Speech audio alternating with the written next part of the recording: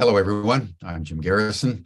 I want to welcome you to this session of Humanity Rising as we convene our fourth of 5 sessions on creativity rising. Today, we're going to focus on creativity in terms of human redemption of the earth that we've despoiled. So I thought as we begin, I would make a comment or two about how the larger ecosystem affects human creativity. It's worth mentioning that as we speak, there is a sun eclipse as the moon gets in the middle between the earth and the sun. It's observable most clearly in the far east in Australia, New Zealand, and the Eastern Pacific. But it's worth just noting that the larger ecosystem, the solar system, and in particular the sun, has a direct effect on human creativity, human aggression, and human societal affairs. We all know about the 11-year sun cycle as the sun flares wax and wane on the surface of the sun, and we've all seen pictures of it, but less known is the reality, the statistical reality, that these sun flares, as they ebb and flow over the 11-year cycle of the sun, have a dramatic and observable effect on human creativity. It's an extraordinary thing. It was first discovered by a Russian scientist named Alexander Shishevsky, who was a brilliant young mind and scientist and studying the sun and what he called heliobiology. And when the First World War broke out in 1914, he enlisted and he went down to Galicia and was fighting with the Russian army. But he continued in his spare time to observe sun flares. And he discovered, to his complete astonishment, that the intensity of the sun flares directly affected the intensity of the battles. And he thought, this is extraordinary. So he began to map the 11-year sun cycle back to 500 BC, so that he tracked it all the way to the 19 teens, and then kept the research going into the 1920s till he was silenced by Stalin, who thought this was all superstitious. And he discerned that in this 11-year cycle, there's 4 components. That at the beginning of the cycle, there is a stasis. Oftentimes, plagues will break out, economic depressions, autocratic rule. And this is important because 2020 was the beginning of a sun cycle. So predictably, this was when the COVID pandemic broke out. And that generally lasts for 2 years, just like our pandemic did. And then as the sun cycle reaches its maximum, there's another 2-year acceleration of human creativity, but also human aggression. So you'll have unrest, you'll have civil war, you would have something like the breakout of the Ukraine war. And that then reaches a climax in our time, would be around 2020, late 2024, late 2025, as this upsurge of human creativity and social unrest reaches a peak. And then there's another several years, 2 to 3 years, where creativity continues to be intense, but it plateaus out. And then it'll begin to wane in the final 3 years of the 11-year cycle till it reaches another stasis point where, again, depressions, economic depressions, plagues, autocratic rule, etc., will intensify, and then the cycle begins again. So as we think about creativity rising, as we have been this week, it's very important for us to expand our notion beyond just simply we humans feeling creative and deciding we want to do something. That's also true, but the context for our creativity, whether it's the cycles of the sun or the cycles of the moon or the movements of the planets in their various alignments around the earth, are directly contributive to the creativity that we feel inside. So as we contemplate today how we humans are working with extraordinary creativity to salvage the earth that we've despoiled, it's worth considering that it's also the earth and the solar system, and in particular the sun, that is working through us and animating the creativity that we're deploying for our various missions and objectives. So within that context, it's my pleasure to introduce our two co-conveners, immensely creative women, Stephanie Mines and Kathleen Brigidina, who have been exemplars par excellence of what we've been calling creative vocational arousal. And they have put together an extraordinary week this week. It's been one of the best weeks we've had in a very long time on Humanity Rising. So Stephanie and Kathleen, I want to thank you and turn the program over to you. Thank you, Jim. Spot on, as usual, with your introductory remarks. So attuned to our theme for today, which is creativity, the innovative art of land regeneration, perhaps the very core of climate change and consciousness, the 4th anniversary of which we are acknowledging this week. Kathleen and I are really pleased to bring to you lighthouses of land regeneration, regenerative, hard workers for this earth, so linked with our mother that they give every moment of their life, they dedicate themselves spiritually, passionately to Mother Earth in regenerative steps on the land right at this very moment as we speak. I want to begin with an invocation.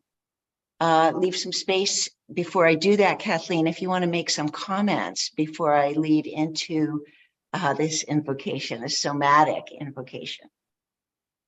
Thank you, Stephanie. Welcome, everybody, and welcome to our amazing presenters today. I am so excited to hear all of the innovative things that are happening across the planet in order to heal the planet and the people of the planet. And this energy that Jim was speaking of, the creative energy, has always been what I think is the way forward for us.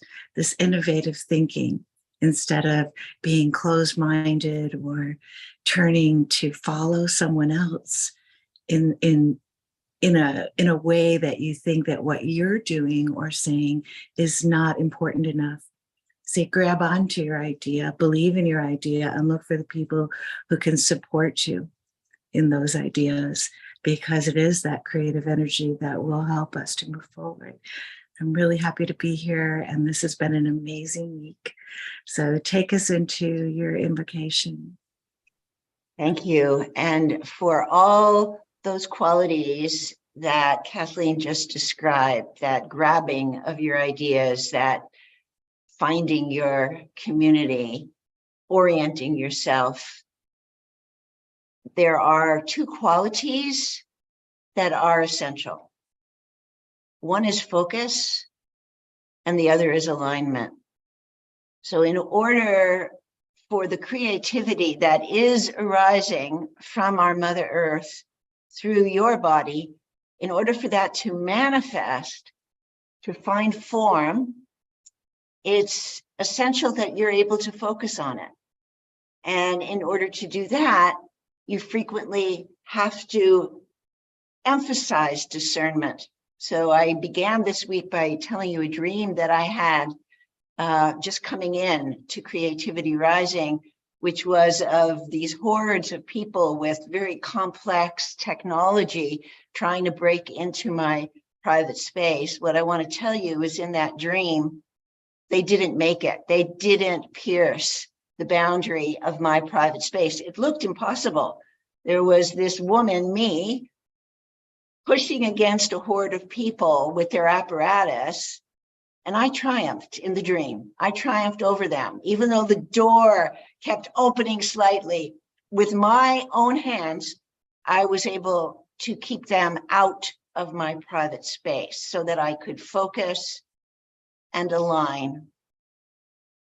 And so I want to show you some exercises that I use to cultivate focus and alignment. And these are the kinds of regenerative health practices that are part of the Regenerative Health MA PhD program that will be launched right here in this same space, May 1 through 5. You will have the opportunity to meet my faculty again, Stella Osarojos Eisenstein and Dr. Spring Chung, my faculty for the Regenerative Health MA PhD program through Ubiquity University, May 1 through 5. I am really enthusiastic about bringing you into that innovative, creative, educational foray. So coming into awareness of your body, please allow your focus to be in the soles of your feet, whether you're standing or seated. Even if your feet can't actually touch the earth, envision that you are connected to the earth and that you are intimate with her. Soften your joints. Allow your breath to deepen. Let your shoulders drop and bring your head back a little bit so that it floats on your spine. Soften your face and invite your limbs first to come into what is known as Palm Inju, prayer Inju. These practices I learned from my teacher, Mary Eno Burmeister, who's now my ancestor. You bring the pads of all the fingers and the palms of the hands together, and then you can place that Inju or mudra at the heart center. And from there, you're going to bring that Inju up above to the crown of your head.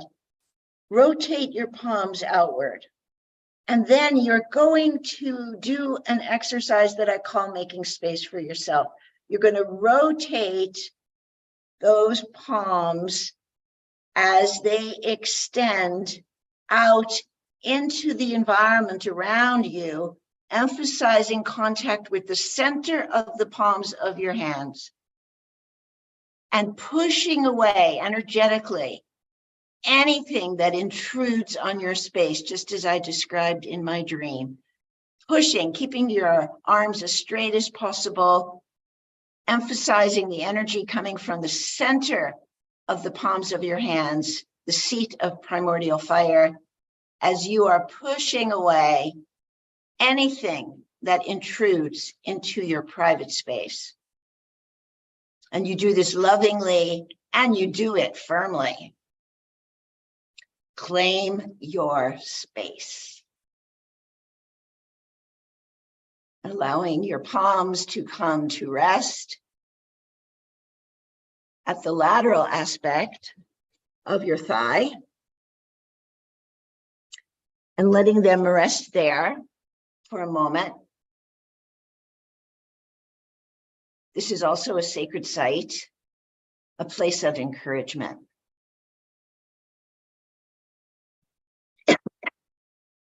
And then once more, coming to palm inju. So let's do it again.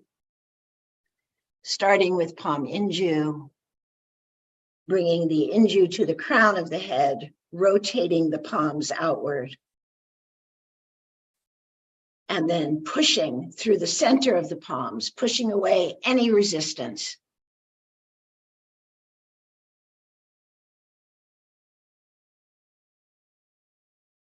Feeling your chest expanding. Feeling the softening of your joints, even as you firmly and definitively claim your space. And then letting those palms rest on the medial aspect of the upper thigh. Feeling the palms contacting your own flesh, just as the soles of your feet are contacting the mother. She is encouraging you to claim your space so that creativity can rise. And then bringing the palms of your hands again into this mudra of alignment at the heart center, sealing your reclamation of your right to claim your space so that creativity can rise. I love it how the obstacle in my throat cleared as I did this. It emerged and then dispersed. Gratitude. And from this place of alignment, I want to introduce our first speaker, Dr. Usman Ali Pam, who is a beacon to me personally of spiritual focus and clarity. Dr. Pam is the president of the Global Eco Village Network of Africa. He was instrumental in creating Walking the Land Africa, which emerged out of the soil of climate change and consciousness in 2019. He is the founder of REDIS, the Network for Eco Village Emergence and Development in the Sahel. He works with communities on the front lines of the expanding Sahara and spearheads regenerative action in Senegal and Mauritania. Welcome, Dr. Usman Ali Pam, who is fasting during Ramadan and still has taken time to be here with us and share his innovative force for our precious land, our forests, and for the seat of civilization in Africa. Thank you, Usman, for taking the time to be with us. Assalamu alaikum. Walaikum salam. Thank you so much, Stephanie, and for being a friend, a mentor, a sister, and for all the support also you've provided, to the work of REDES here in the Sahel. Really deeply appreciated. And hopefully next year, in February, when we organize, this the second edition of our Eco-Village Festival, hopefully you will be able to attend. Wow. I will accept the invitation.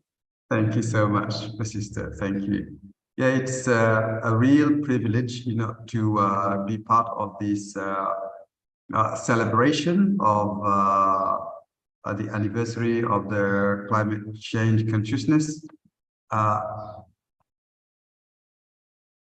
And also the story I am going to share is also partly the story of this movement. I hope you can see my camera, right? We cannot see it, Usman. Right. Are you are screen sharing? I am trying to share. Yes. Right. Yes. There we go. Yes.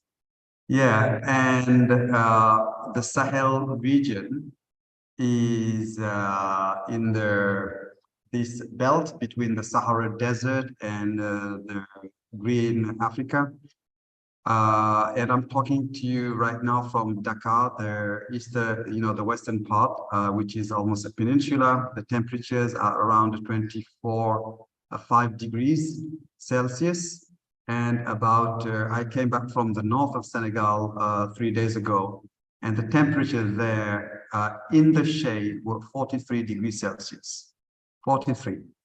And outside it could just be close to 48, 50 degrees, so hot. You just feel that everything around is burning. The hot air from the Sahara Desert is just like, it just feels like getting the heat of the volcano right in front of us. And then I went to the north for a funeral in my family. And also, I also realized there were many other funerals also in my native village. With this type of heat, the dryness of the air, there's no doubt, people with very, very vulnerable health conditions, also, pass away. And lots of birds, also like pigeons, fall down because it's literally consuming. So this region receives rain, very, very short, very, very few rains, especially if we have 10 rains a year. So this is really important. And then we have more and more sandstorms from the desert. We have, also cycles of droughts and floodings, and farmers in between do not know exactly when to sow their crops. And then the problem is because of the disappearance of the resources, the collapse of the ecosystems. Many people from the villages in the Senegal River Valley are moving to other places.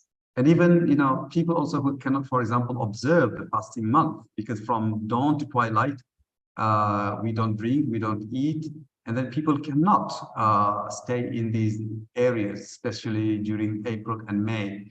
And then they have to come to the coastal areas like Dakar, where temperatures are much better. So I guess also much of the work we do in the north is really to reverse all these socio-economic problems that are really resulting from the collapse of ecosystems in the north of Senegal and south of Mauritania. So my action really started from my own native village, and I was also inspired by an old grandmother who was 109, who taught me a lot because she was a strong herder. She told me, how it was, when she was young, and of course there were lions, there were crocodiles, etc., etc. And you could just walk from one village to the other without seeing the sun because of the forest. And today the reality is totally different. It's just like a barren landscape, no more big animals, no more variety, and it's just getting more and more difficult, every year for the farmers, the herders, and people who live in the north. So my village, Chantier, 7,000 inhabitants, was created by the French colonial authorities to introduce conventional agriculture in this area, to grow rice, to grow tomatoes, cash crops. So people were brought by force from surrounding villages to clear the forest and also start the work. And so for the past 80 plus years now, we've been growing, these cash crops. And the result is the land is totally dead, and we're totally dependent on hybrid seeds from Monsanto and other places. And we're depending also on banks. And at the same time, the yields are getting smaller and smaller every year. In the 70s, we had a group of Chinese, 30 male Chinese permanently based in my own village here. And they taught us how to grow rice according to Chinese standards, which meant, chemicals and fertilizers for free, because also it was also a way for the Chinese diplomatic authorities to show that communism was much better than capitalism. But anyway, we ended up having degradation of the land, even though we also had the the opportunity to be connected to the electric grid. My village had electricity in the 70s, when most of the other villages did not. So at night, of course, our village was just like a spacecraft. And of course, we had lots of films from China, etc., etc. But anyway, the villagers, the people in my village just realized that we were not going any way further. So people were getting impoverished, the land was dying, etc. So we had a series of meetings in the year 2000. We called Reflection Days. And then in 2007, after I had the opportunity myself to go to India, I came back and then organized, meetings at the village level with all the, the women, the leaders to explain what an eco-village was. And the outcome of this was we got into the we became a member of the National Eco-Village Network in Senegal for 35 villages.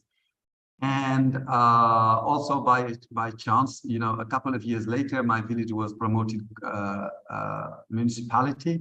And for the very first time in the history of the village, we were looking for a mayor. And of course, many people turned to me, wanted me to become the mayor. Of course, I hesitated and finally, accepted. And of course, all I had to offer the village was, eco-village strategies and practices and projects. So in Gede. So one of the first things we had to deal with was plastics. There were plastics all over the place. And then we brought, the students, the primary school students together, the villages together. We created what we call eco guards associations, so that we clean the village regularly and also sensitize, raise awareness among the kids.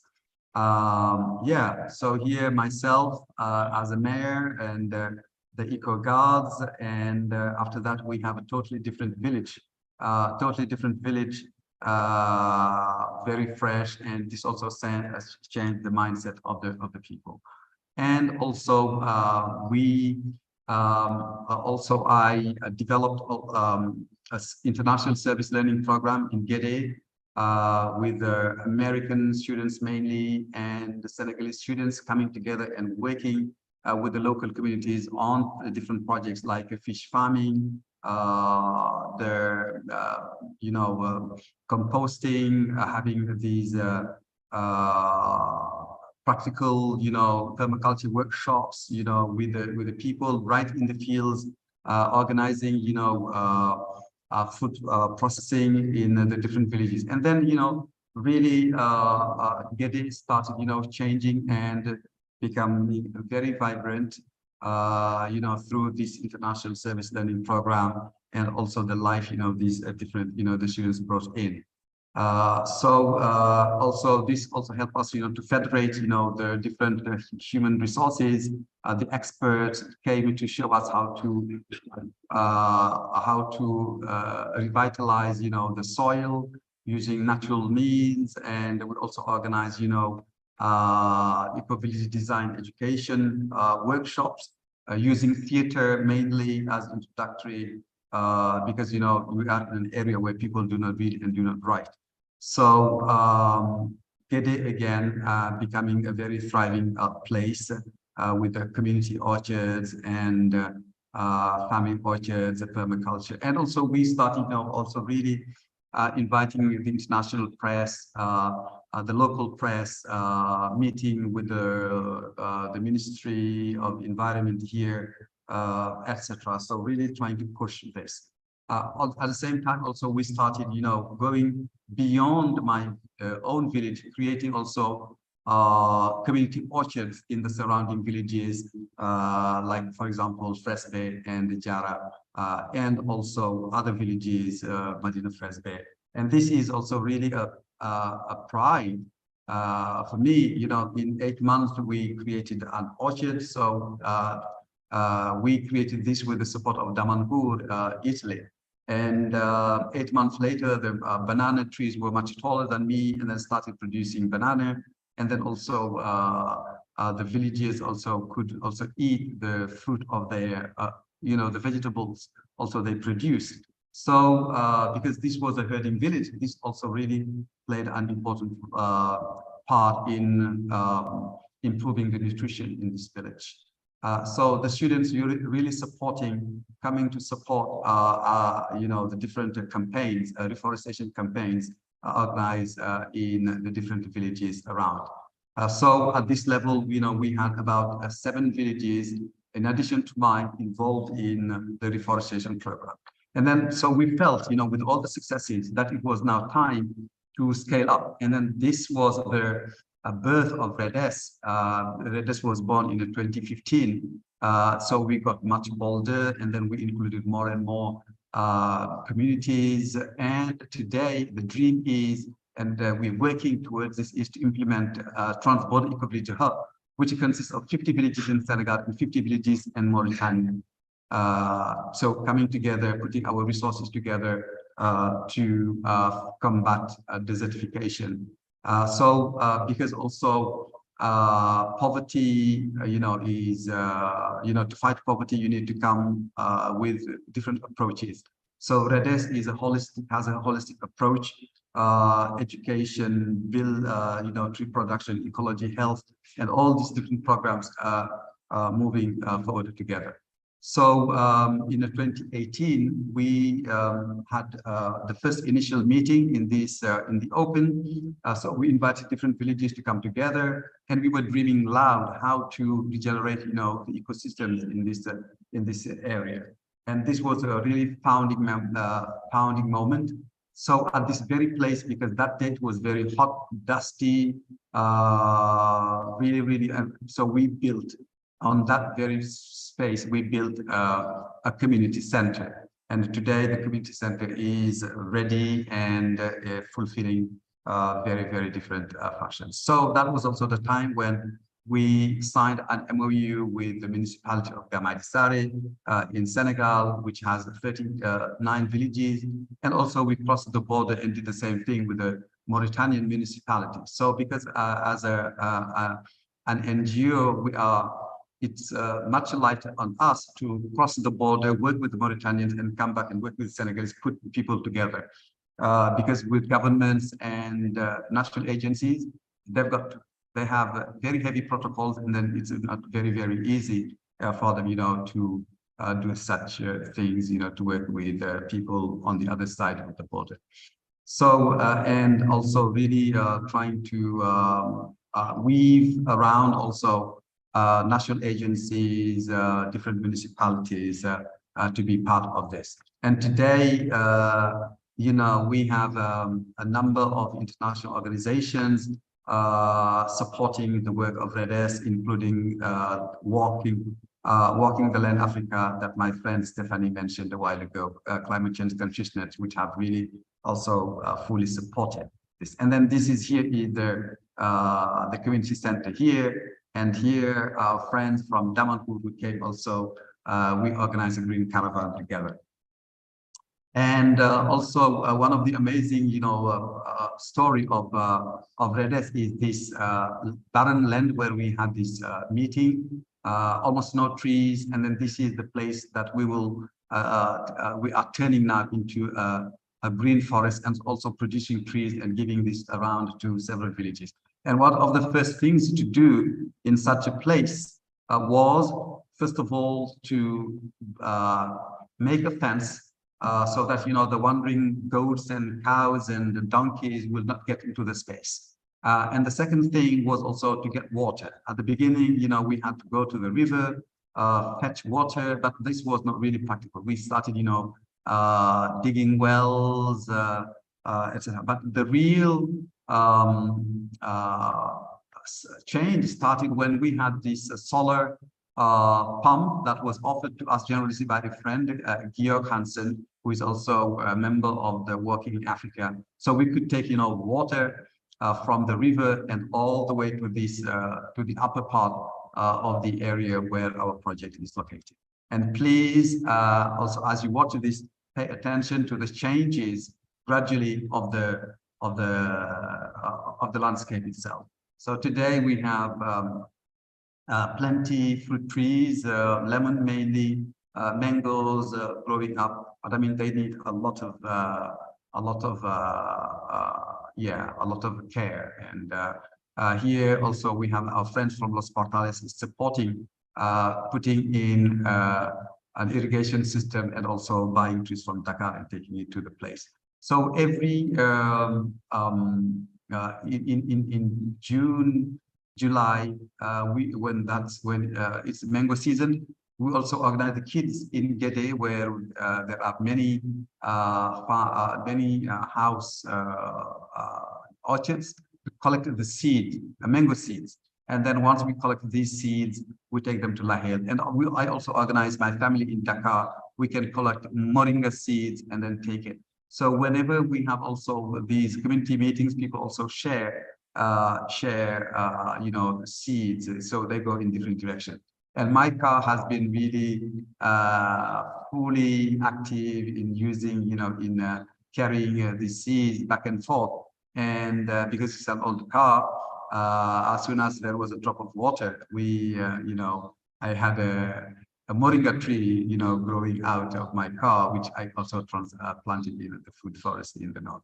So because also we had this solar pump, and also a donation of 10,000 USD. This was the only big money we had so far. We were able to produce 400,000 trees and to give it around and support also existing and create new family and community orchards. We also developed these tree nurseries in secondary villages, in other villages around, Lahel, and this was really, really successful and helped us, reach huge numbers. And also we're using part of this tree production to offer this to Mauritania, because in 1989, Senegal and Mauritania almost went into war after the fight of a farmer and a herder, and it just escalated. And then we're using this as we call these trees the trees of friendship. It's diplomacy, so that we know that the crisis we went through in '89 was just a result of the massive destruction of the ecosystems. And really, this is also welcome on the other side. Also, because it's so hot at this time of the year in April and May, we have built, pre-nursery shelter, also with the support of students, with our partners, HBCU, etc. And our trees now under this shelter are thriving because they are protected from the intense sun radiation and from also the fire winds from the desert. And then this will also help us, produce trees during the hot season and get ready for the rainy season. Because also we have very short rainy seasons, and sometimes, the production of vegetables are very important. Part of, the strategy is to process this food so that we can use it later in the year when there is no less fruit, less vegetables available, and also people can also put it in the market also to sell and generate income. We had our friends from Damanhur who supported this, our friends from Los Portales also who came to teach us how to make cheese, with this. So one of the important programs also of REDES is really building wells. And these wells, people can have access to clean water for this improve their health. They can start small gardens. Their cattle also can drink. And then it takes 1,000 USD to create a well, to change the village, the life of the whole village. We use also theater to sensitize people, because not many people can read and write. And then theater is a very effective way, to get to people's hearts and souls and minds, and then also get the transformation. So here, for example, we were organizing this to raise awareness around the nutrition of children, here against plastics, and here discussing community issues. And also we use a lot of films also to to feed discussions at the community level. Another aspect of what we do is also building classrooms, because many of the classrooms are like this. When it's hot, when it's windy, dusty, the students are, cannot go to school. And the REDES, with the generosity of some supporters, we have been able, to offer 13 classrooms for 650 children in the area. And then it's important really also to stress this. We don't receive big funds. It's just, it's a result of heart-to-heart connections. People I've met, in the network, Global Eco-Village Network, and Climate Change Consciousness and other networks, they send money. And then this is also what we do with the money. And cultural events, of course, because we are in a globalized world. We don't want to be Americanized or Westernized or turned into Chinese. We are Africans, and we'd like to keep our traditions, our best tradition, and be open to the rest of the world. We also invite doctors, medical doctors, to come and give free medical consultations. For example, they collect, use the glasses in Europe, and then they bring it here. So, for example, these glasses, it costs almost a month's salary to the primary school teacher here. He can afford this. Myself, when my glasses are broken, I struggle also. So, and this is, I think, very, very helpful in the region, bringing dentists and doctors from Los Mortales and different places. Lobudu is one of my favorite places on earth. This is the transformation started just, in the mid-90s. And today, with the totally regenerated forest, the fish are back, the birds are back, and also bees. So all year round now, they can find food, and it's less hot than other places. And this is really a success, community success we would like also to use to inspire surrounding villages and our transborder eco-village network. And yes, to finish,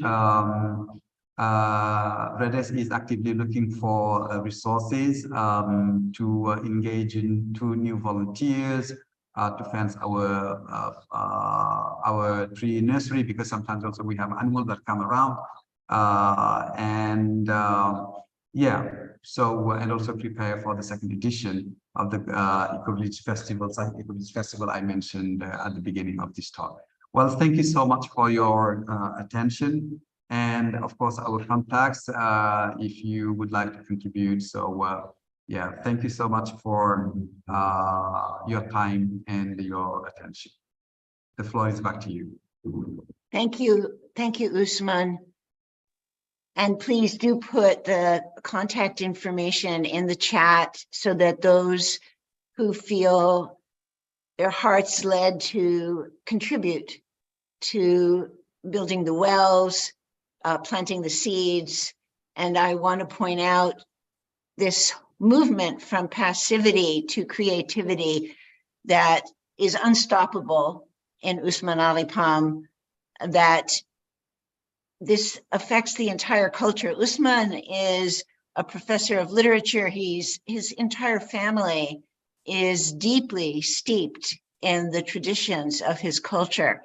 And what he's regenerating is the land and the food sources that are available to the people. But he's also regenerating the culture, because with the despair from desertification and people leaving their villages, the culture is threatened. And Usman is regenerating all of this. And he's a beacon to me because he is unstoppable. his eyes are always on that regenerative action. So even when there's despair, and there's been many reasons for despair in Senegal and everywhere, such as what Pupak is facing now, the fires, the horrors of desertification, his eyes are always on the regeneration, and he brings the youth back to their own cultures. So I'm very grateful to Usman, and inshallah, I will be able to come to Senegal and see it with my own eyes and see your beautiful family. Thank you, Usman, so much. Thank you so much, sister. Thank you very much. Yeah, I'm just going to follow quickly. Stephanie has said most of what I was thinking. What really impressed me about this is the partnership, the creative partnership that you have with the earth, and to create an ecosystem and a community from the ground up, literally. So thank you for everything that you've done, and there's so much to discuss within everything that you're doing. Thank you. I'm looking for a message from Rob Dillette, which I have not received yet. And so we're going to move to my beloved friend, Pupak Hakiki, who is speaking to us right now from the field where she is in regenerative action in Scotland, now beset by alarming fires. So there's so much I could say about the remarkable Pupak. She is a visual artist, a glass artist, a community artist, an artist of the body. I have had the great privilege of receiving a massage, which massage doesn't really define what I experienced. Transformational art, evoking who I really am out of my body through her hands.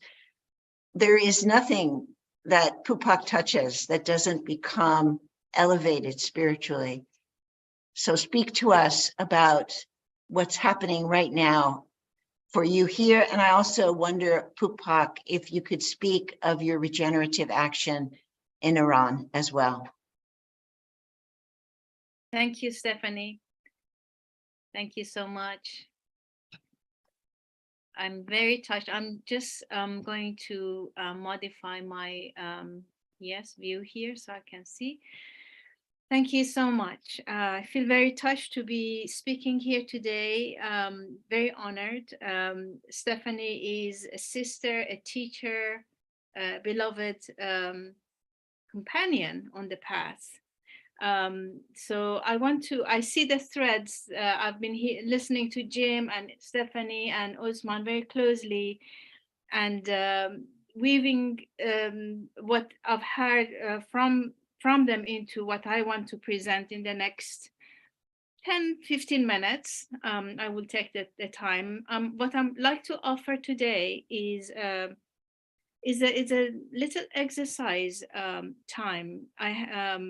So Stephanie asked me to talk about as well the regenerative work we are doing in Iran, which I will do. I have a little presentation. So I want to go over the slides that I have prepared. And what I love to do today is to bring it back to the audience, to our participants, so that we each receive a kind of a heart massage, I would like to call it. Perhaps let me, before I dive into the slides I've prepared, I just like to say, yes, I am in Western Scotland. I'm in a place, in a little peninsula called Moidart, and this is the home of the Atlantic rainforest. And just want to say, you may not know that we have about 1% of the Atlantic rainforest left here in Scotland. So Atlantic rainforest covers the whole of the western side of the Britain. So Scotland, England, Wales, and also Ireland. And yeah, it's been on a decline, and we've reached a stage where there's only 1% of this amazing great forest left. And the 1% that exist is also endangered, is also threatened by an invasive plant species, the rhododendron ponticum, and a great number of deers due to lack of predator. So what we are trying to do is to preserve this 1% and then expand from here. That's a branch of my charity's work, yeah, we're engaged here in this part. And as Stephanie said, just this afternoon I was on the hills planting trees, and we were seeing this billowing smoke, and I left the hill to come for the talk, and I just saw the fire coming down and down. So as I walked through the smoke to reach the place where I'm staying for this talk today, the fire engines were there, and I saw the flames coming down. So it was quite harrowing, and I just had to share that with my friends as we were preparing. And I just like to share that with you today, just to say that yes, I have prepared a presentation of hope and action, regenerative ways that I feel we need to engage with the planet, with our world. And also I just felt as I was coming to present this, there were fire coming on my heels, literally down the hill. So yeah, it's the dynamics is very strong. What's being asked of us, I feel it's here. Like Usman was sharing in his presentation that he went back to this funeral and the heat is very strong. We feel that the threats, we feel that the climate is changing, and this is where we have this is a continuation of the climate change and consciousness, the conference that I've had the honor of being part of, and I feel what the climate change and consciousness had done in 2019 was to really wake me up, and put me on this path of really being present for the planet.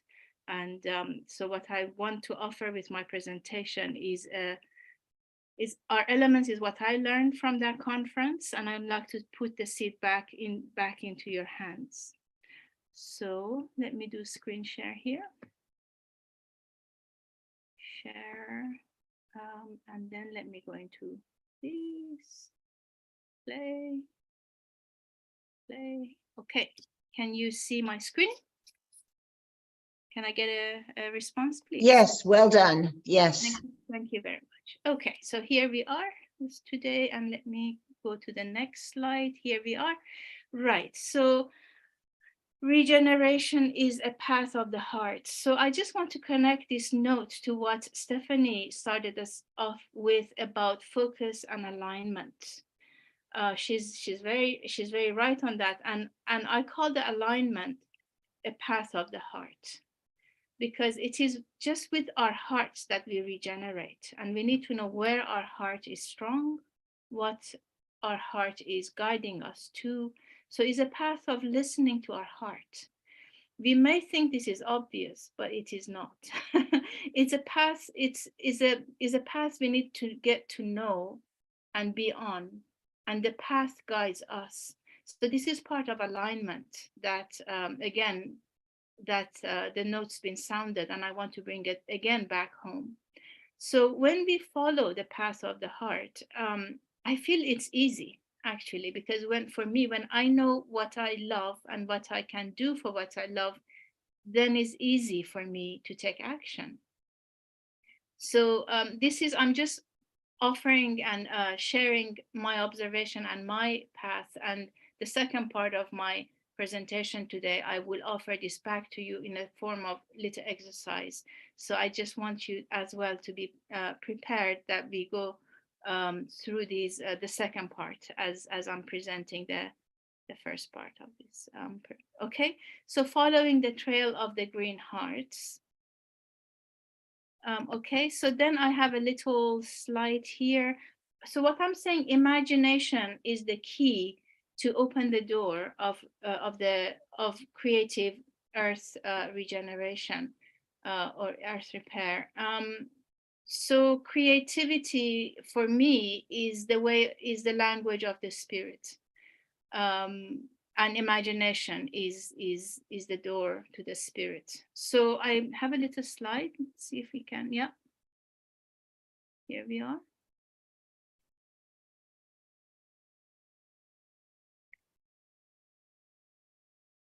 And what I'm saying here with imagination is not a world of it's not a world of fantasy. Is going to the place and listening to what the place is asking.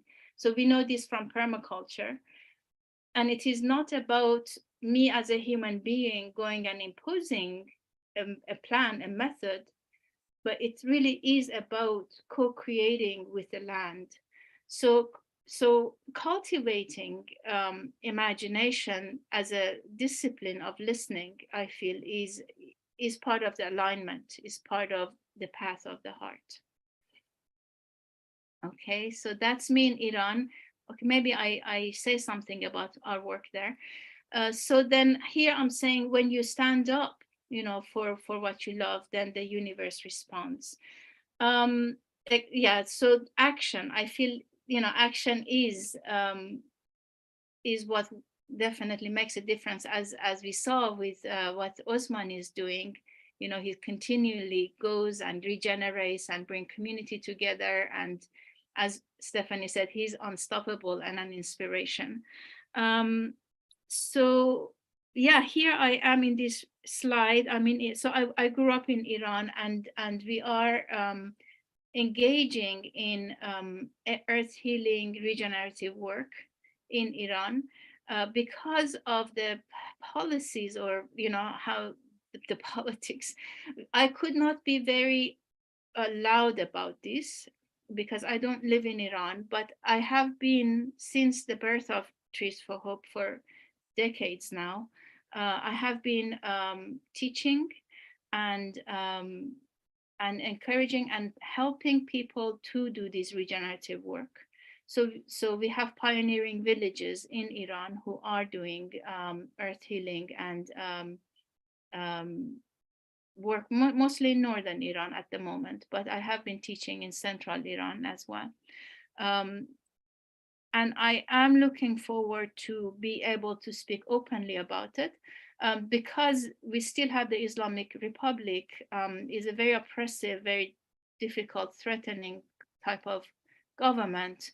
We're not yet open, but I'm really counting the days that Iran changes and opens up, and we will have the freedom of speech, of being who we are, and I can share openly and engage more intensively and openly in Iran, doing these regenerative and earth healing work. And be happy to speak to address any questions that you may have on that. Okay. So here, this is the work we're doing that Stephanie referred to. This is just yesterday, the photograph I'm sharing. It's strange, this field, we were planting trees and today is covered with smoke of fires. So one tree at a time, and the land heals. Exactly, so really, like we saw, as Osman doing it in a grand way, and here we are doing this in Western Scotland.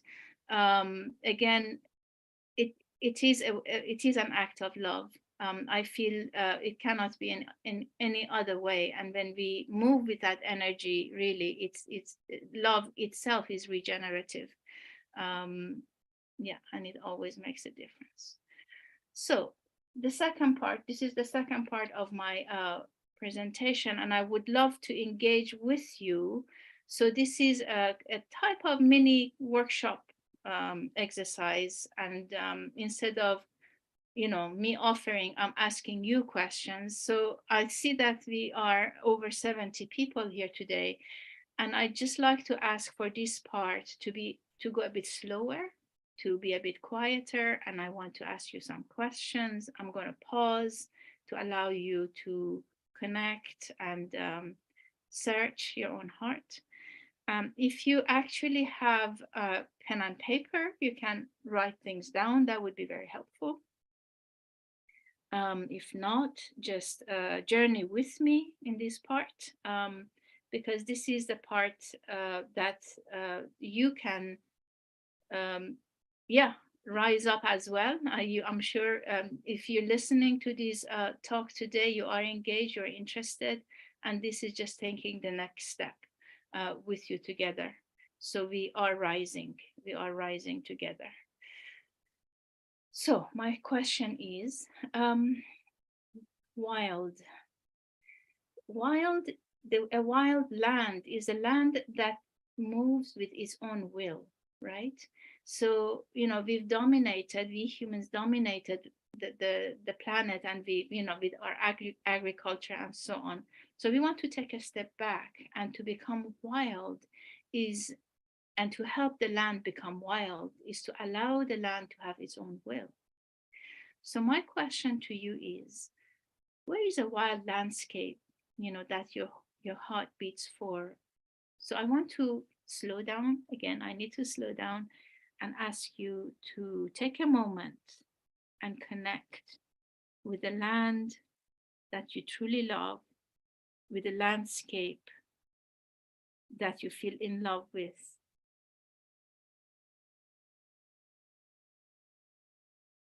And if you find that, you probably have a relationship with that place that's not controlled. Okay. So find the heart of this land, your own heart, the relationship you have with this wild landscape. Okay. All right. My next question is, do you hear the spirit of the place? So this Jim was talking about this 11-year solar cycle that's affecting the land, and it goes back to that story of each place having a spirit, having a intelligence, and we call it the loci, the genius loci of the place.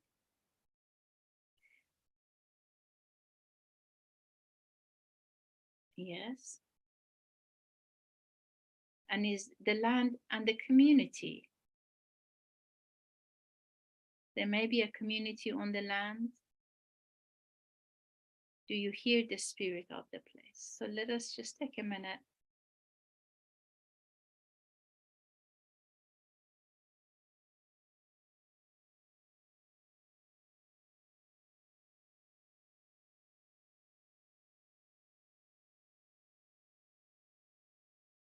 And my other question is, what actions does the land need in order to regenerate? So regenerating a wild landscape is different than permaculture, than and creating a human a landscape for human use is very different. We're regenerating the land for the land itself. So these are, some rewilding, we call it, helping the land to return to its natural wild state of being.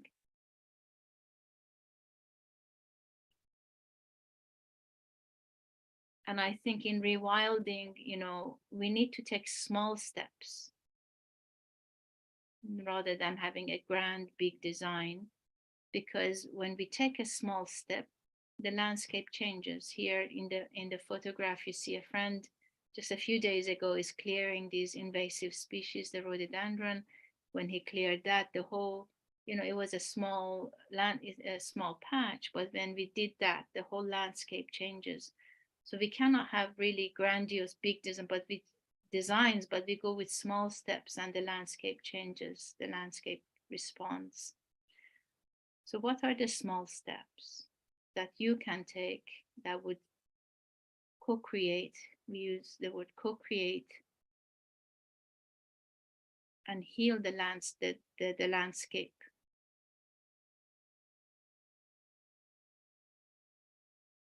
And this is not, this is at the time of community activity. So, you know, we saw the exercise or with Osman, how he was beautifully engaged with his community.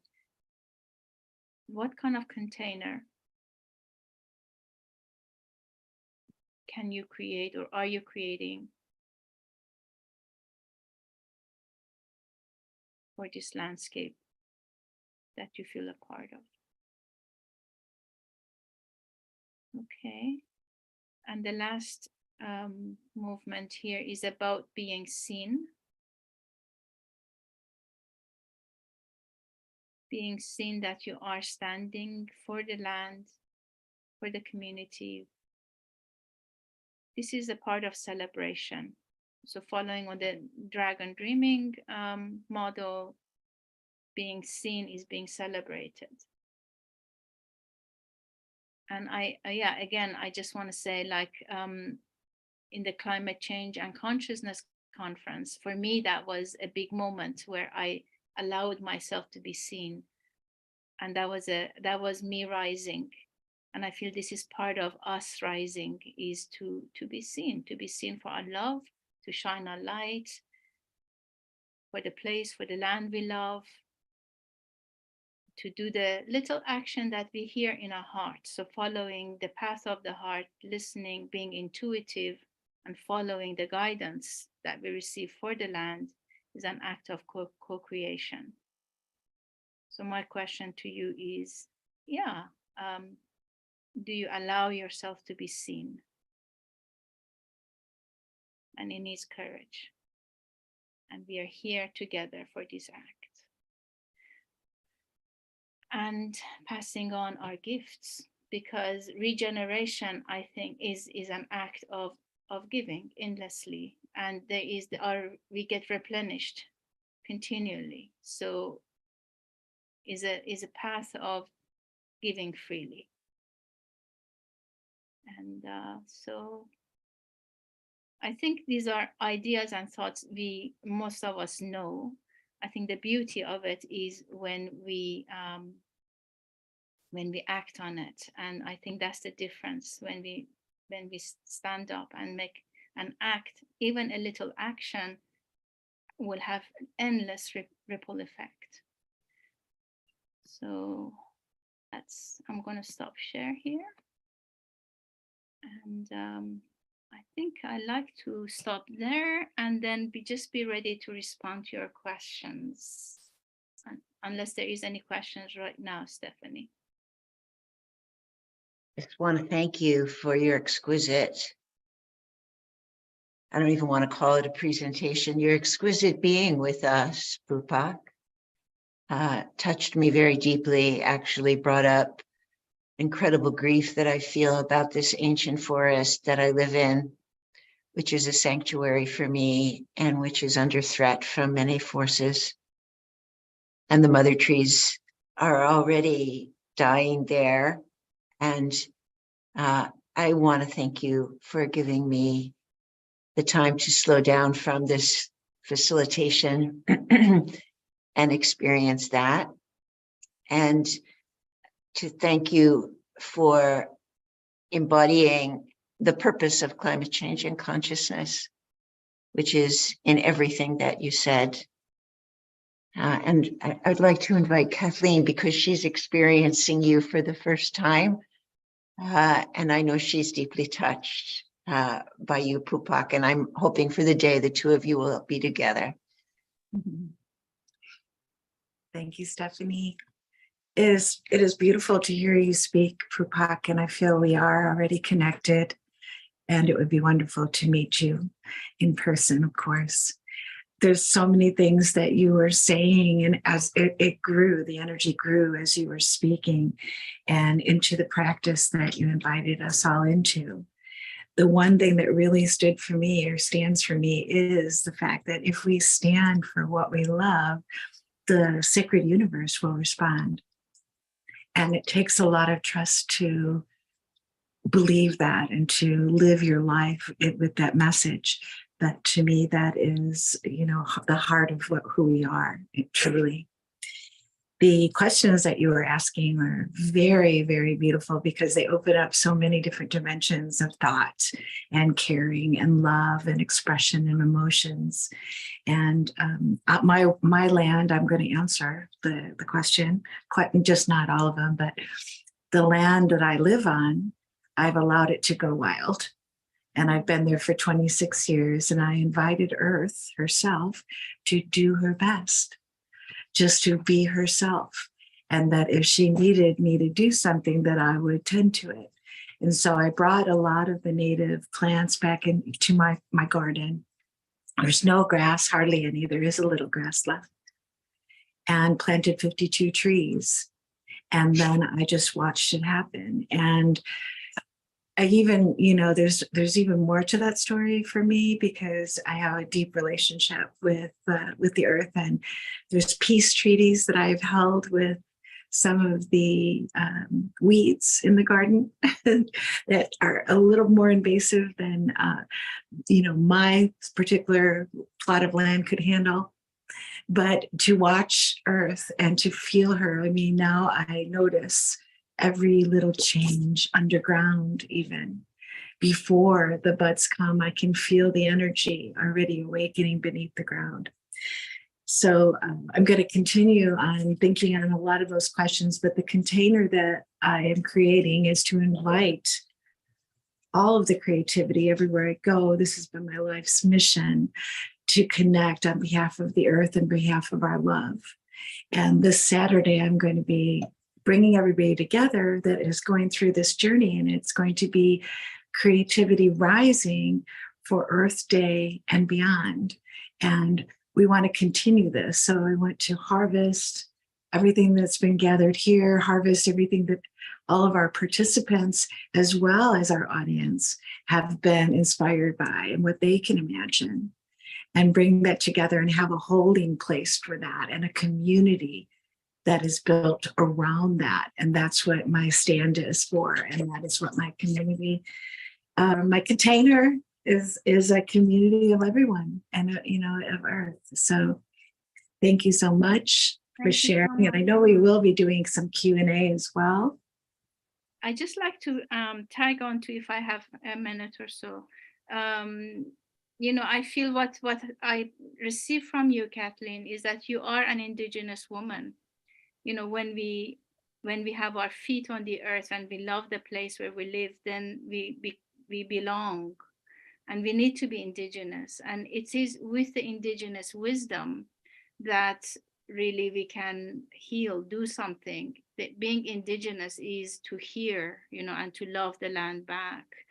So just want to say, to add to this beautiful activity that you're doing this Earth Day, that what we are starting to do is creating earth or forest circles or earth circles. So people who belong to who are indigenous, who are part of the land, then to come together and make that a focus and ask, what does the land need and how can we look after it? So yes, creating these indigenous circles, recreating, of course, the indigenous people on the land did have it as tribes.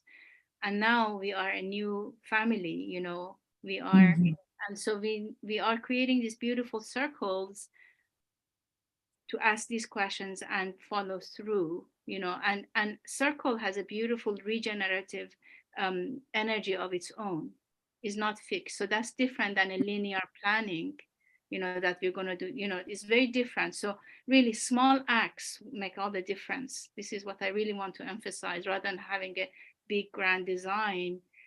This is about communities who belong, who love, who are indigenous, to come together, making these beautiful small circles, and just ask and connect with the spirit of the land and ask the question.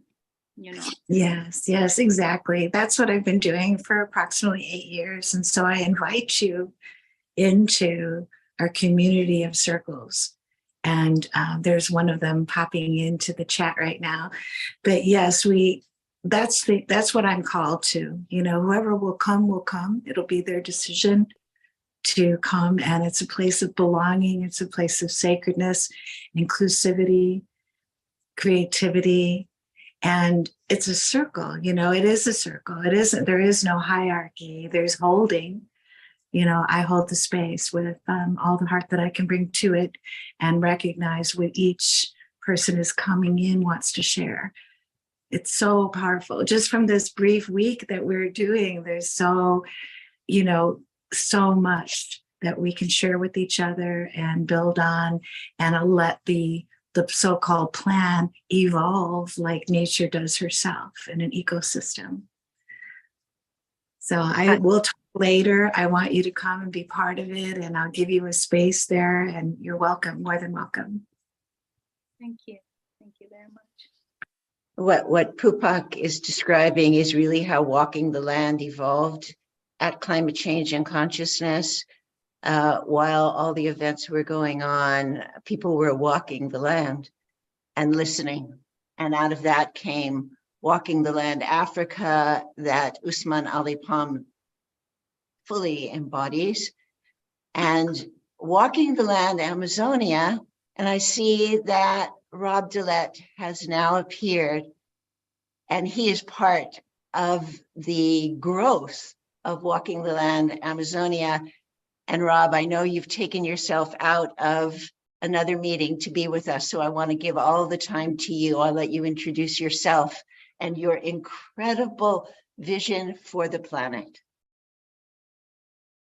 Well, thank you, Stephanie. And first of all, I want to thank you for the amazing guidance and leadership that you have shown over the past 4 years with this amazing conference that happened in Finland, and I was honored to be part of, with other incredible leaders like, of course, Polly Higgins. Her spirit was over it, but Anita Sanchez, Pupak, we just heard, Claire Dubois, Usman. There were so many great people there, and I think it has lifted my spirits to new heights. So thank you very much for being part of that. I didn't create a presentation because I thought I'd like to talk a little bit about the journey that I've made, and to see where I think we are now, where I am now in this journey, and if this story has any merit. Already a long time, just by accident, nature has been talking to me a lot in all kinds of ways, and I've always been amazed in how often and in so many ways voices would come to me. The trees, birds, they would talk to me. I started living in a tropical rainforest valley about 10 years ago, and I wanted to rewild it, and it was amazing how fast nature did rewild, but what I didn't realize was that it was rewilding me. I thought I was helping nature, but nature was helping me, and basically invited me to reconnect. And that process has gone on, and all kinds of magical things have happened. Springs came back. The number of birds that came back to that valley is really amazing. And in October 2019, for the first time in living memory, we even had both a visit of jaguar and puma. Nobody ever in the region had seen them, so there was magic there. But the biggest magic actually started during the conference of climate change and consciousness, when one night I had a dream, and basically the spirit of the Amazon rainforest came to me and basically invited me to understand what needs to happen for us to get through this evolutionary bottleneck we're in. Because what we are in right now is not a human crisis, it's a crisis of life. And a crisis is also a transformation, a metamorphosis. And it's a birth, and it's a dangerous birth. There's a lot of danger, there's a lot of possibilities that things will go wrong. At the same time, it's also amazing how much agency we actually have if we open to creativity. And creativity, I would say, is simply listening, being open to all the intelligence of the universe, being open to the whole journey of 3.8 billion years of life that is somehow in us and that is somehow telling us where to go.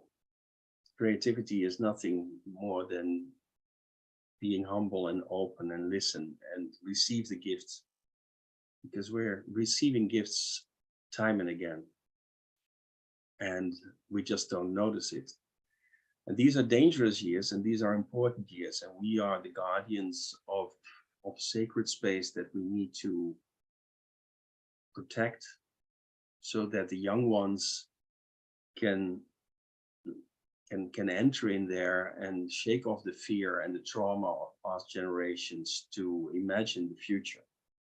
Because through us, the planet is becoming a conscious planet.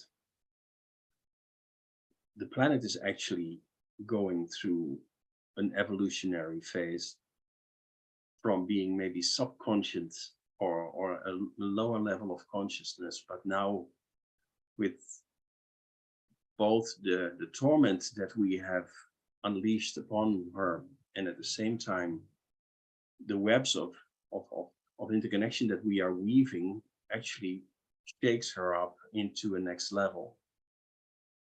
But we have to stop the destruction, because we're much closer to the brink than we think. All the stories about climate change are only, they're true, but they don't see the whole picture. And the amount of damage we have done to the living planet is far deeper than people think. At the same time, the positive part of the story is that, and I know that from my own valley, nature can bounce back very, very fast if we just give it a little nudge in the right direction and stop hacking away at it. And I've seen that in my valley, how fast that goes. And I've seen it cool in a couple of years, cool several degrees. I've seen springs coming back that are now giving water that didn't give water for decades when there were grasslands, and now there are trees. I've seen the birds coming back. I've seen the reptiles coming back. If we just regenerate land, then not only is it becoming more beautiful and we connect to it in a much deeper sense, but it's also healing, not just locally, but also globally, because especially tropical rainforests are the cooling organs of the planet, and through their evapotranspiration, they make clouds and rain, but also export heat into outer space. We can actually calm the weather and cool the planet if we all started to do our part. We can do that within 20 years. We can do that in the lifetime of all young people here and see the transformation. But it does mean we need to have the largest movement of regeneration, the largest human activity, concerted activity ever. It's going to be all of us together, or otherwise the chance of collapse is very big. And once we see and we connect to nature everywhere, and everybody starts caring and tending for their local areas of nature, you will see that actually the real generation is the regeneration of our all spirits, our hearts, our souls, and our community. So it's basically stepping through the mirror, and at that point there is no inside and outside anymore. Then we become at a higher level of consciousness. We see that all of reality is interconnected. Very practically, right now I'm busy with the Guajajara Indians in the Amazon rainforest that have invited me to help them reforest. And although we've started small, at least they have been able to plant 1 million trees since January when we started. with the funds from outside, and but we need to accelerate fast. But you see right now also that, especially the Amazon, the most important cooling organ of the planet, you see that while it has been hacked away for years and years and years, there is a big spirit coming out of it that wants to regenerate. And luckily, for the first time in history, there is an indigenous minister now in charge of the indigenous territories, and that is a large part of the Amazon. So that is one of the great priorities of to regenerate our planet. It's not the only one. We should regenerate everywhere, but it is especially in the tropical areas where so much sun is coming in, hitting from the sun, and where so much rain is needed and trees are needed to circulate that heat that is coming to the equatorial areas, where we need to regenerate fast, and we need to do a lot within a decade in order to not come into a situation of cascading degradation that is unstoppable. So on the one hand, what I've learned from reconnecting to nature and regenerating nature, basically it has regenerated me, and it has helped me to listen to far smarter forms of intelligence than our silly irrational minds. And at the other side, so I've seen the hope, the hopefulness, and the speed with which nature can bounce back. On the other hand, we're really much closer to the edge than people think. So there is no time to waste. We all have to start, go out and regenerate, all billions and billions of people. And I think I'll leave it at that for this moment. And of course, I'm more than happy to have a conversation with people. And once again, I think Climate Change and Consciousness and the organizers for the wonderful opportunity to tell a little bit of my story. Thank you so much. And thank you, Kathleen, for organizing this also. Thank you, Rob. And I wish you the best with funding your brilliant vision. And I'm very happy that you were able to find the time to be with us. And hope if you can stay, perhaps you can join in the after chat. It's, I know, unlikely, but we will be in touch. We are always in touch. Thank I'd you like so much, to Stephanie. turn this over now to Kathleen, and we will meet the new member of Climate Change and Consciousness through her, David Millarch. Thank you, Kathleen. Yes, I wanted to respond to Rob first, and thank you, Rob, for being on with us this week and all that you're bringing. Just in the tone of your voice, I feel a resonance with the planet, and how you explained that it was rewilding you as you were rewilding it. And that's exactly how I feel. So that resonated deeply. And then all of that creativity is simply listening and being open to the intelligence of Earth. And I really love that statement. There's so many things that we could talk about later in the after chat, but thank you so much for being here and being with us and doing the work that you're doing.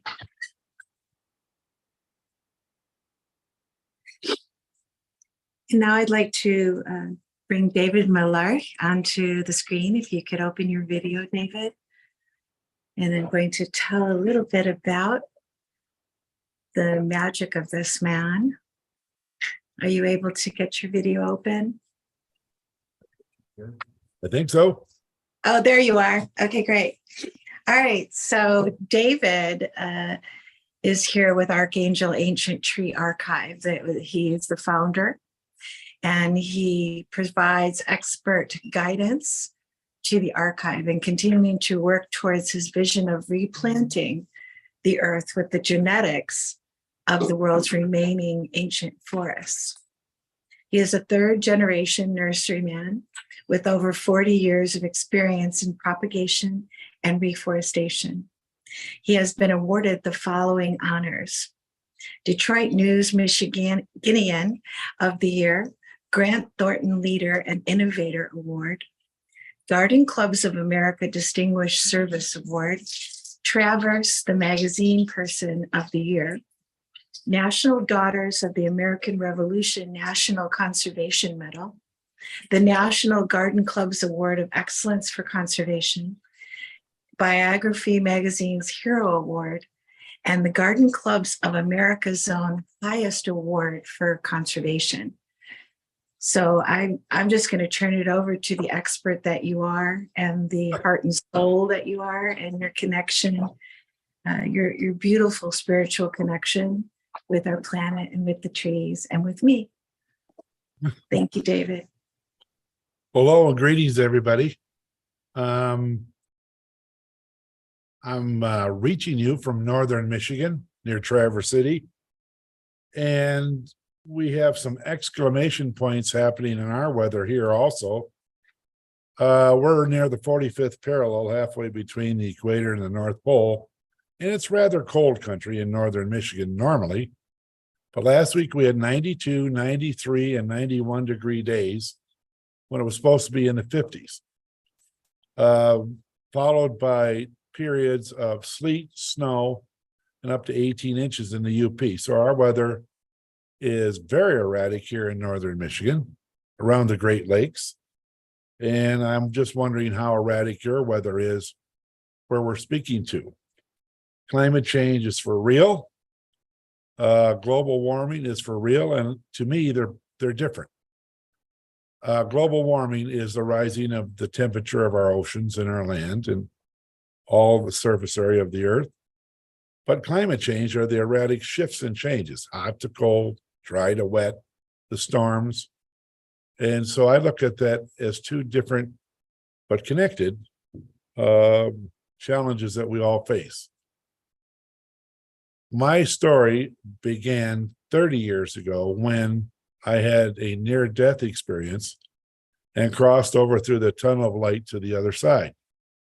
And it really did happen. It wasn't close to a near-death experience. I really died in the hospital, went across, but much to the surprise of those in the room, back I came. But when I was on the other side, it's important that I think that you in the world understand about how much loving, beautiful, wonderful help each and every human being on this planet has if you open up to it. I was opened up to the realms of the angels and the archangels. And actually, it was Archangel Michael that told me that I needed to go back. So I'm the only guy I know that got booted out of heaven, the way I look at it. That's a joke. But I was given this mission to go back and help the world's old growth, the largest and oldest living things on this planet, which of course are the trees. Because the way humans viewed trees was myopic and short-sighted and destructive.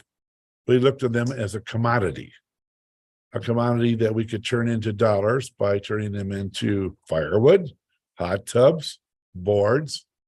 And we really didn't understand the key critical role that trees play in each and every individual's life on this planet. All the four-leggeds, all the two-leggeds, the pollinators, because trees are a lot more than a commodity. They are the antenna system that gathers stellar energy from many, many galaxies and transforms that into unique harmonics of life force. So the antennas that gather from many galaxies, each like a tuning fork, each species of trees is like a unique tuning fork that has its own resonance and vibration. It actually, by gathering these day and night, these energies from all of the stars in the galaxies, that actually they produce and put down into Mother through the root system as one of their jobs, life force. They're more than the lungs of the earth. They are the stellar gatherers of the subtle energies that keep this planet alive. They're also not only the lungs of the earth, I was shown, and thank goodness there's hard science to prove this now, that the aerosols that aerosol out of the leaves and the needles of the trees are important for all living things on Earth, not just human beings, but all living things. And there are certain aspects, medicinal aspects, energy aspects for all living things of each different species of trees. And it's all in balance and in harmony until we come in and we cut them down. And of course, when we come in and cut our forests down, we're very efficient at it as human beings. We've cut down 98% of the old growth forest here in the United States. We've cut down over 99% of the forests in all of the UK and Europe. We've cloned over 100 of the largest, oldest species of trees on Earth for the main reason is to preserve their genetics. It's sort of like the myth of Noah's Ark. Noah was given the task to build an ark, this is my understanding, in the middle of the desert. And for a long time, he got quite a bit of negative feedback from the people of his land while he was building this ark in the middle of the desert until it started raining. But his mission was to take the animals on 2 by 2, because the flood myth is my understanding, in all cultures of the world, all countries of the world, they have their version of the myth story. And creator or infinite intelligence did not want all the animals to perish on Earth. So Noah was given this task to lead those animals on 2 by 2. And I mention this because much like the mission that I was given when I was on the other side and sent back, I was told to go out and clone and preserve the genetics of the largest, oldest trees on Earth so they couldn't be lost. I didn't know how to clone trees. I'd been in the tree business most of my life, but I didn't know how to clone them. I was in bankruptcy. We were broke. We live in a very, very remote area here in northern Michigan. The village I live in is 160 people. I have no PhD in horticulture. So I was really wondering why they gave me this task of trying to clone the largest and oldest living beings on Earth, the trees. I didn't really know where to start, but that didn't really matter because I've come to learn that we're really not in charge here. We think we're in charge. We can make decisions. It's a free will planet. But if we allow the universe to help us, the infinite power, the infinite system that's here to help us, that has set all of us, as I look at, as light workers on our paths, if we just get out of our own way and ask for help and listen and follow the divine guidance, things have all worked out. So what we're doing is we're going around the world, cloning the largest, oldest trees of each species, trees that are several hundred to several thousand years old, the largest and oldest measured of their species. And instead of keeping them frozen in a place underground, there are archival living library. They are living genetics. So we clone, excuse me, the 3,000 to 4,000 year old giant sequoias. And by cloning those trees, we begin living libraries of the largest and oldest of several species in archival living libraries in different countries around the world. We have living libraries in New Zealand. We have living libraries in England. We have living libraries here in the United States and, excuse me, other countries, because the genetics of those old growth trees are critically important in our efforts to reverse climate change. Let me repeat that. There's new science that came out last year after my efforts to do this, to influence others to do this, without any scientific data. Finally, Morton Arboretum in Lisle, Illinois, published a paper last year that old growth forest genetics, excuse me, I have a cold a little bit, are critically important to our urban forests, all reforestations on the earth. And if you go to our website, ancienttreearchive.org, that paper is published there, plus the 100 more papers that have been published in the last year of why we need to reintroduce old growth forest genetics in the forest that have been cut down, burned down, or we've lost.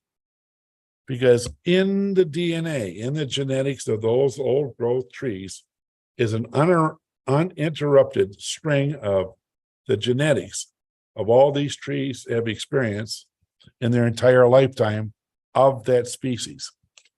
And so the old growth forest genetics are critically important, which we haven't put back to use after we've destroyed them, or fire has, or nature, because in those they have the key memories of how to make it through drought. In their genetic memories of thousands and tens of thousands of years ago, science has proven now that they have memories of not just drought, but extreme heat, extreme cold. So by planting and reforesting with the trees that we have decided to reforest this planet with, we've overlooked the key component that is critically important that we need to do, according to the new science, of reintroducing old growth forest genetics in the remnant forests that are still remain, or the new forests that we build in our urban areas, or in rewilding this planet. It's brand new science. I followed the universe. I ask for guidance daily and at night from the higher beings, archangels. I work with archangels, and I ask for their guidance of what we need to do and where we need to go. I'd like to show you a book that was published about our work. This book was The Man Who Planted Trees by Jim Robbins. Jim Robbins is a 30-year tenure New York Times, Science Times writer. He's traveled the world with the latest science stories. And 20 years ago this year, Jim did the first story on our project on cloning some of the oldest trees here in the United States. 10 years after that, he was commissioned by a major publisher in the United States to do a book on what in the world these crazy people were doing, going around, finding these big, tall trees, climbing them, bringing down some material, and creating archival living libraries. Well, we're preserving the old growth forest genetics, and I would like to take a few minutes, Jesse, and we're going to take a little walking tour here of our propagation facility. It's a very large old warehouse that sat vacant for 30 years, and it was in disrepair, and we've converted it into a state-of-the-art propagation facility for the world's trees, for the largest, oldest trees on earth. Yes, African trees, trees from New Zealand, trees from America, as much as we're able to do with our funding. So just for the fun of it, Jesse's going to take this little laptop, and we're going to take a little walking tour. What does a 3,000-year-old redwood tree that is a clone, which it is that tree? If you clone 3,000-year-old redwood trees or giant sequoias, what's that process about? How do you do it? And what does it look like? So let's take a little tour. This is plugged in. We unplug this. Hopefully you'll enjoy it. All right, here we go.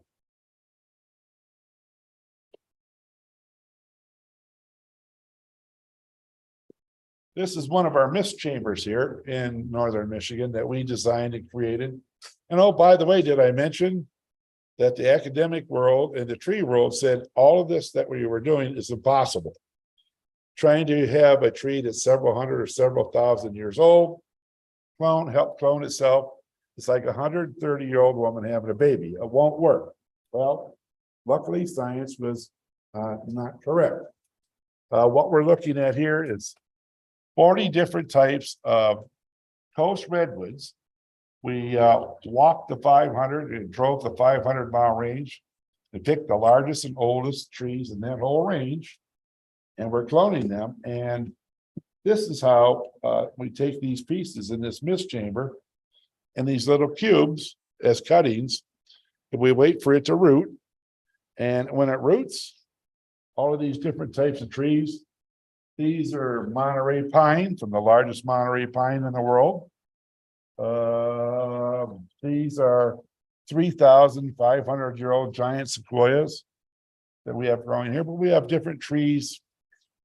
The largest and oldest trees that are the most efficient 10 times more efficient in absorbing CO2 than normal trees. So let's take a look after they come out of this chamber. I know time is of the issue. What's the next stage? Well, we bring them out of our mist chambers here, which we have several of. When they get large enough, and we pot them. We put them in this pot and we let them grow to this size, which takes about a year to get this size. And then mine in our next room, we let them grow a little larger. This is what I call the magic room. The large trees are the world's first clones of the largest and oldest redwoods. Each of these trees' parents are 2,000 to 3,000 years old, and so is that tree. All of these trees in here are 2,000 to 3,000 years old. We've just reset the clock on their life. After they leave that size, we throw them onto this size. Then we're ready to rebuild old growth redwood forests, or whatever the species of trees, anywhere and everywhere around the world. So I thought you might find this interesting.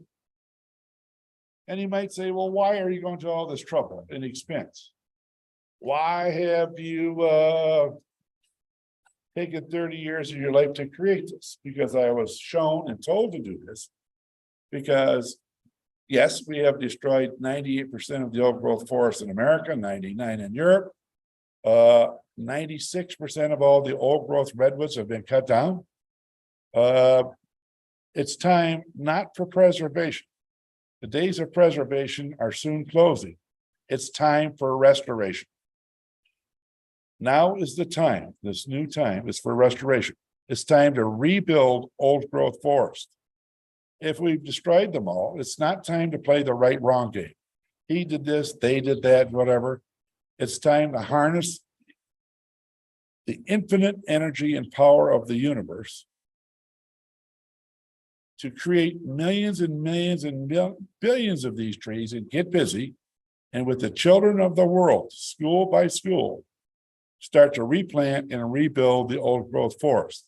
It's never been done before.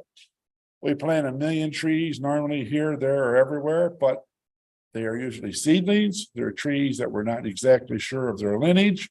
We've never checked their genetics, but the universe insists that 10% of all the forests that we replant utilize the old growth forest genetics because of all the wonderful attributes that they have, and most importantly, the memory in their DNA of how to make it through drought, through this period of time that we're coming into. The trees that don't have the old growth forest chain still intact, don't have the memories how to make it through what we're planting, what we're going into, and how to survive. So there's some new news on that. And we learned also to create what we call tree school. So classroom by classroom, state by state, country by country, in less than 2 hours, we bring in classrooms of children and we teach them how to do exactly what we're doing. Then they take what they've learned back in trays with domes to their schools. They grow the trees that they created on till they're larger, and then they reforest their area.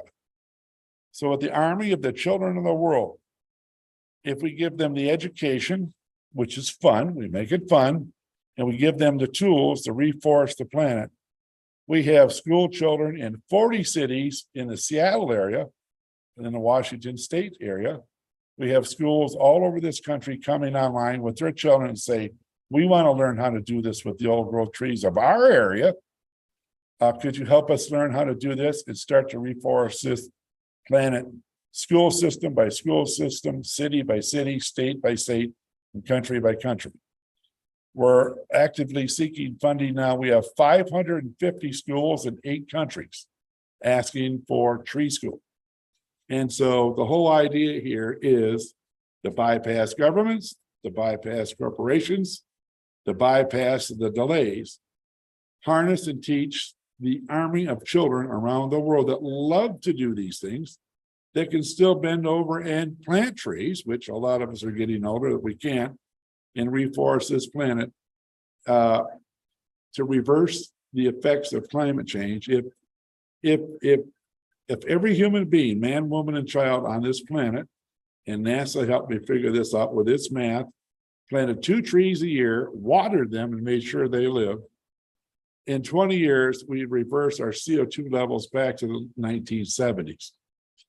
So our story is a project of hope. If we all take a concerted action together, right here, right now, every man, woman, and child on this planet that we can harness to help reforest this planet, the mathematical probabilities, I'm told by the archangels, are strong that this planet can thrive. Mother Nature has an infinite ability to heal itself, as we all know. We just need to give our children, the world's children, a project of hope, a project of action, something that they can do, and watch the metamorphosis or the shift and the change in our planet back to a wholesome, loving planet. That's pretty much who we are. If you're able to, go online, ancienttreearchive.org. Jim's books are available there. We don't make any money on those, and I didn't write it. But Jim interviewed 100 of the top tree experts around the world for the latest science on how trees communicate with each other, how trees communicate with human beings. We can teach you how you can communicate with the trees. And there's lots of wisdom in those ancient beings. If we just learn quickly and easily how to communicate them, they're here to help us. So I would like, I don't know how much time is left, but I think pretty much that's a synopsis of who Archangel Ancient Trees is, and that's what we do. So thank you. Thank you all. We're all in this together. We're all light workers together. And if we just take the time to ask for the infinite wisdom, the infinite energy of the universe to help us, we will set things into motion as we are to reverse the dilemmas that we have here on the planet. And that's the message I get every day from the archangels. Keep going. We're making progress. Thank you. Thank you, Boo. David, thank you so much for like such an invigorating and inspiring tour of your place and your heart and soul that has been dedicated for all these years. I can't wait till I can go up there and visit you. I'm trying for this summer. You know, it's a place that I visited as a child quite a bit. And I'm excited to get into the question and answers that we will have here, because I know that there's a lot of been coming up in the chat, and I want others to actually put their voice in with the few minutes we have left. And then we're going to be going into an after chat, which also has another link. So we have to leave here and then go into that link. And if George, if you could put that link up for everybody in case we lose everybody first. Yeah, the link has been propagated multiple times, and here it is again. And we do have to close. We have a message from Jen that it's really time for us to shift. So if you would join the after chat, we can have the question and answers there. And I want to thank David for your remarkable presentation. And my takeaway is the word buoyancy, which is not only in the genetics of the trees, it's in our genetics. We carry that same message. And I want to bring Jim in to bring us to a later closure than usual, but worth every minute. Thank you, Stephanie. Thank you, Kathleen. Thank you, David. Osmani, wonderful session today. And we unfortunately have to bring this to a close because we have I have to use this same Zoom line for a course that starts in a few minutes. And so I want to thank everyone.